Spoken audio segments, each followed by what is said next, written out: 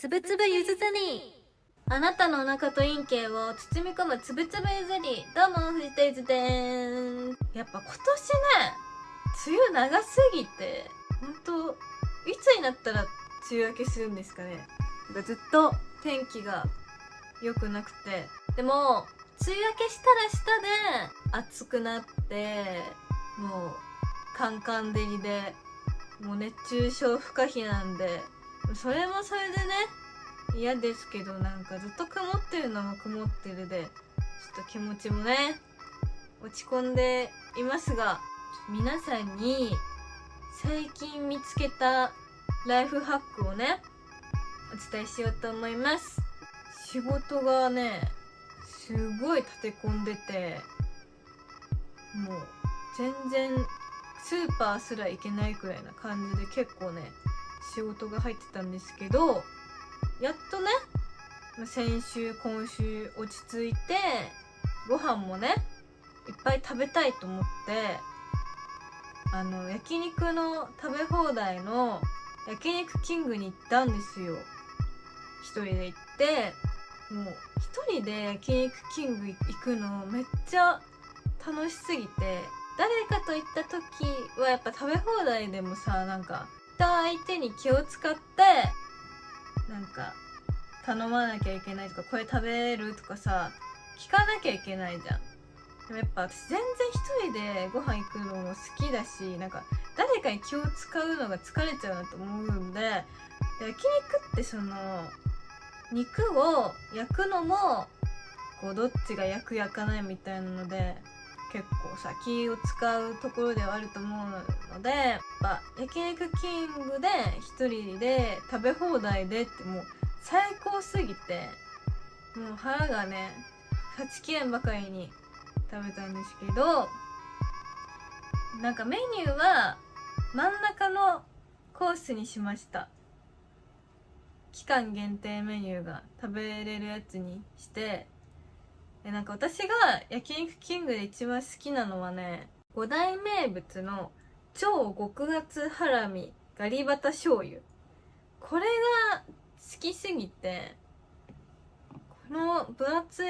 お肉を切るタイミングもさ、なんか人によって違うじゃん。これをね好きなタイミングで切れて、そのガリバタ醤油につけるのもさ、自分の食べてる箸でそのままこう鍋つつける人とつつけない人いる問題みたいな感じで、ソースも自分の箸でこうつけれるから、気を使わずにつけれるから、やっぱり一人焼肉キングがこの世で一番の贅沢だなと思いました。それでもう焼肉食べて、この後どうしようかなと思って、で思ったのは、私あんまり人生で1回2回しかサウナに行ったことがないなって思い出して、やっぱ最近サウナブームだから、サウナも1回行ったくらいじゃなんか良さが分からずに、何回も行けば行くほど良さが分かるみたいな風に聞くから、まあ久しぶりにね行ってみようと思ったのね。銭湯とサウナが3種類くらいあるのかな。これに昔友達と2人で行ったことがあって、でその時に多分サウナ初挑戦だったのかな。3種類サウナがあって、1個は80度90度とかのやつで、それはもう暑すぎて窒息するかと思うくらいの息苦しさと暑さで、もう速攻出て、でその後に行ったミストサウナが、40度50度くらいのやつはすごい良かったなって思ったなっていうのをふと思い出して、それでその当時めっちゃハマったってわけじゃないけど、まあそれなりに気持ちよかったなと思ったなっていうのを思い出して、ちょっと向かおうかなと思ったら、急にマネージャーから電話がかかってきて、どうしたんだと思って出たら、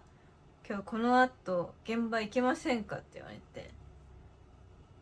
私も焼肉食べ放題食べて腹パンパンったしなと思ったんだけど、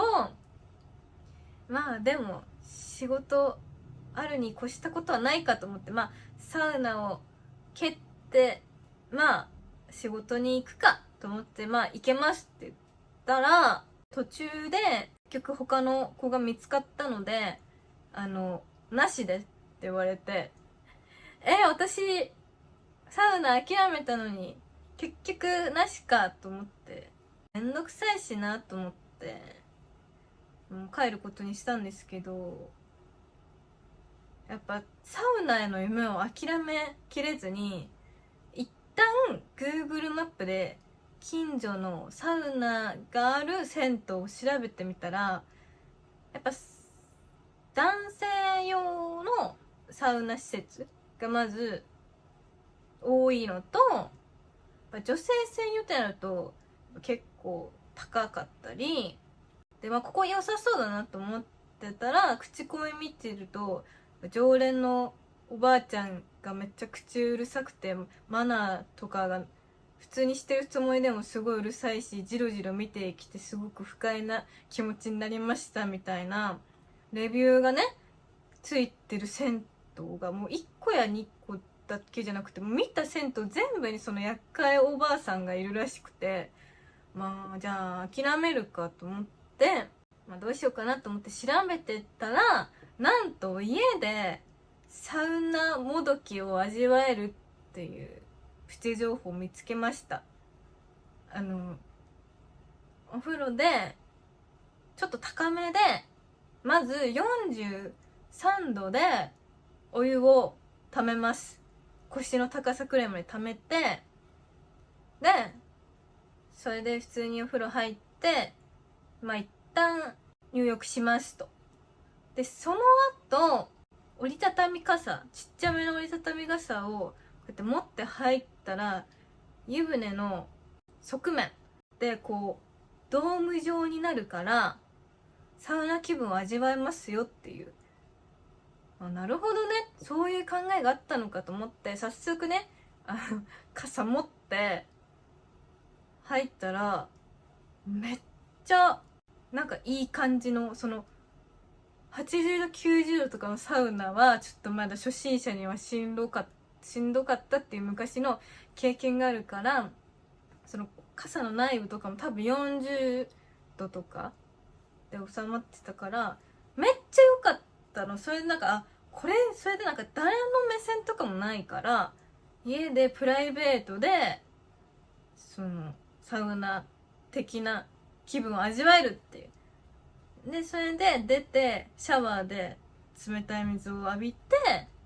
でも出て家で寝っ転がってるでぼーっとしてる時に、これが整うってことなんだなって思って、ちょっとサウナいいなって思いました。でも一個その傘の欠点が、そのやっぱお風呂のサイズにもよるんだろうけど、ちょっとうちお風呂が結構狭いんで、傘が普通に干渉して傘の骨の部分が普通にちょっと目とかにも入りそうだし、肌も傷つけそうでちょっと怖いなと思って、でどうにかなんかいい方法ないかなと思って、これもね調べてたのよ。したらネットと皆さんって本当にすごいよね。園芸用のちっちゃいビニールハウスをまたその浴槽にね持ってってそれかぶると、それめっちゃ明暗じゃんと思って、早速 Amazon でポチって、で無事うちの浴槽にもすっぽり収まる大きさのねものを買ったんですけど、これをかぶって入ったらもう本当に最高で、自分が家庭菜園のトマトになったかのような気分になりました。トマトはちょっと私には可愛すぎるかもしれないんで、ゴーヤかな、ゴーヤになった気持ちでした。ちょっとゴーヤってチンチンにも似てるし、野菜ってこんな気持ちなんだなって気分も味わえたし、で傘だともう一回入ったらお湯の温度が冷めちゃってダメなんだけど、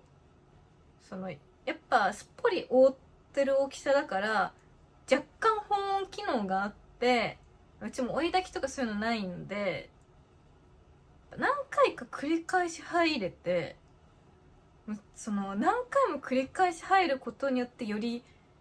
最後にベッドで寝転ぶのが気持ちいいんだっていうサウナーの方の気持ちが本当によく分かっていい体験でした。なんでね、皆さんにこの知恵をね、知恵といえば知恵の輪ですけど、ちょっとまだ解けておりません。今週の進捗状況まだ解けてないんですけど、知恵の輪を授けたいと思います。お便りをね読んでいきたいと思います。ラジオネームナイトライブラリーナイトさん、ありがとうございます。ふつおたのコーナーですね。 AI が注目されだして結構経つので、もうすでにやっている人が出始めていると思うのですが、 AI にラブレターを書かせるのをどう思いますか？自分は古いのかもしれませんが邪道だと思ってしまいます、ということでね、ありがとうございます。でも自分がイベントとかで、手紙とかをもらうときに直接これ AI で書いた手紙ですって言ってもらったことがないからちょっとわかんないけど、やっぱ自分で書くにはちょっとなんか言い回しが後から読み返したら実は変でもう一回書き直さなきゃとか、そういうのもあるかもしれないから、一回自分でスマホでこういう文はどうですかって AI に言って文法とかの間違いを指摘してもらうとかやったらいいのかもね。外国の方からね手紙をイベントでもらうとして、その時に一生懸命さ AI に翻訳してもらって、チャット GPT に翻訳してもらって日本語で書いてくれてる方とかねいるのよ。それはめちゃくちゃ心が温まるなと思ってて、だから日本人はちょっと全部 AI にお任せっていうのはまあちょっと悲しいのかな。まあでも悲しいと思う人もいるかもだけど、私は別にまあお願いして文を考えてもらっても手書きで書くってこと自体が労力だと思うから、別にそんなに私自身は嫌だとは思わないかな。特にやっぱ外国の人で一生懸命さ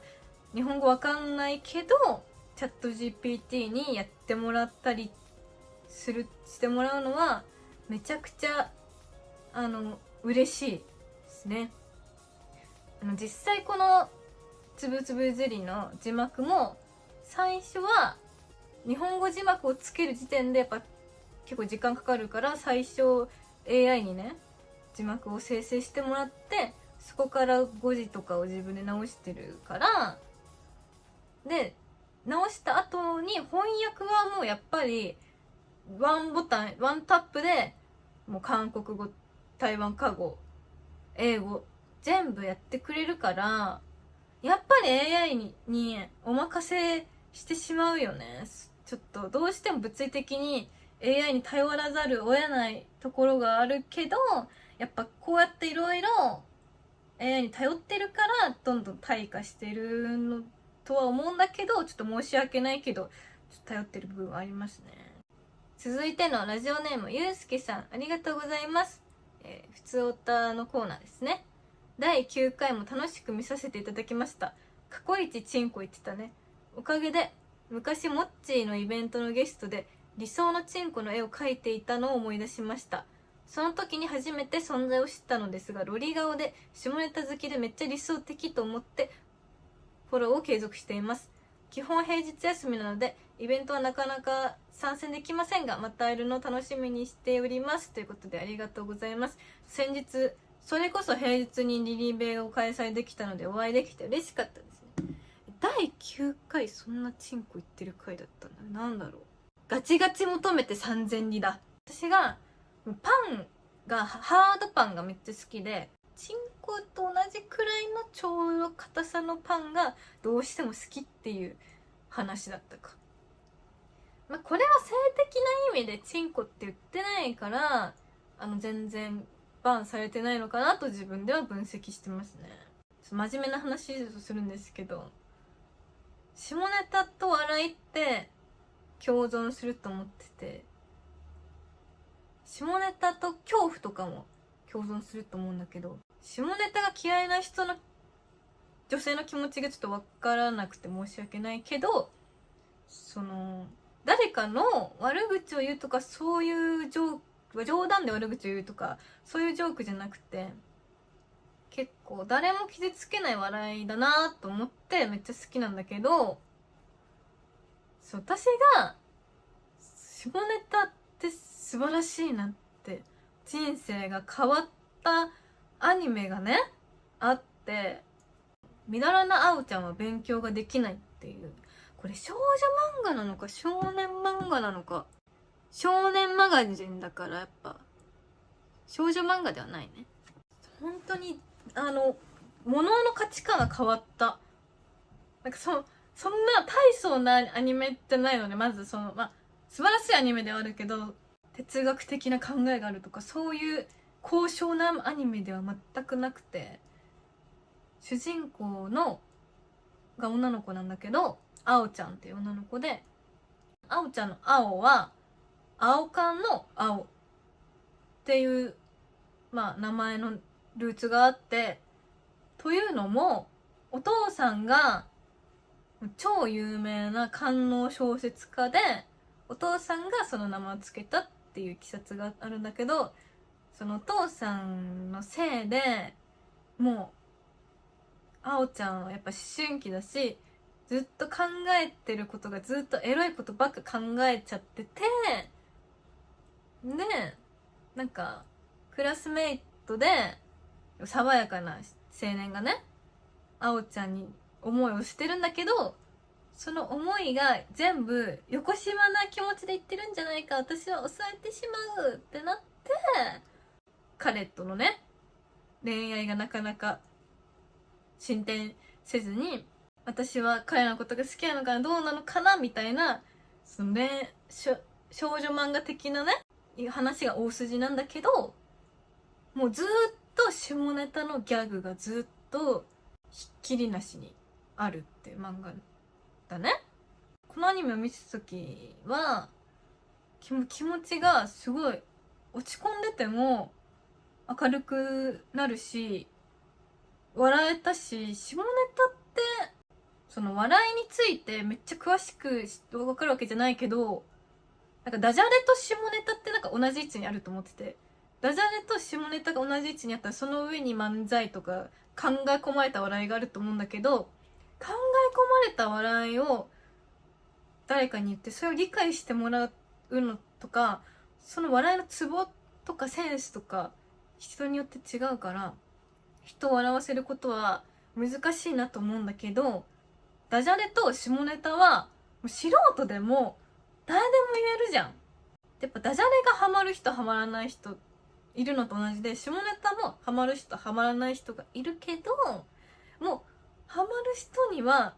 もうとことん笑いを取れるから、私はやっぱ下ネタ大好き系 AV 女優としてやっぱこういう AV 女優の活動を追ってる人ってその笑いのツボが浅い人にはすごいハマるのかなと思ってます。自分で簡単に笑いを作れるから、AV 女優としてあんま暗いこととか言いたくないなと思って、常に楽観的だなこいつって思われるのってずっと下ネタをなんか連発して言ってることでなんか楽観的でなんかいいなと思われるかなと思って、結構下ネタで笑いを取りに行こうという人生にこの作品のおかげでなりましたね。川原蓮先生っていう先生なんですけど、蓮って恋って感じなんだけど、パッと